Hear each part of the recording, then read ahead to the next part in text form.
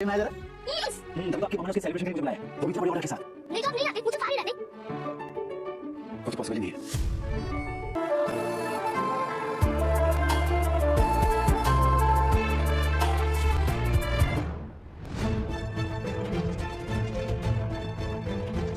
क्या हुआ? अभी तक नहीं कर रही थी, अब ऐसी दुखी सी शक्ल बना ली। कौन? मैं बिल्कुल नहीं। मैंने ना तुझे पैदा किया है क्या? मैं खुद कल पैदा नहीं हुई हूँ। तुझे क्या लगा मैं यहाँ पे थी नहीं तो पीछे से पापा मुझे सीरियल ये रिश्ता क्या कहलाता है कि आने वाले एपिसोड होने वाले हैं ज़बरदस्त सनसनीखेज। आने वाले एपिसोड में दोस्तों आप देखेंगे कि यहाँ पे अबीर आता है जो महरा से मिलता है और महरा को कहता है कि आपकी माँ ने ये सब ढेर सारा सामान मंगवाया सेलिब्रेट के लिए लेकर आया हूँ।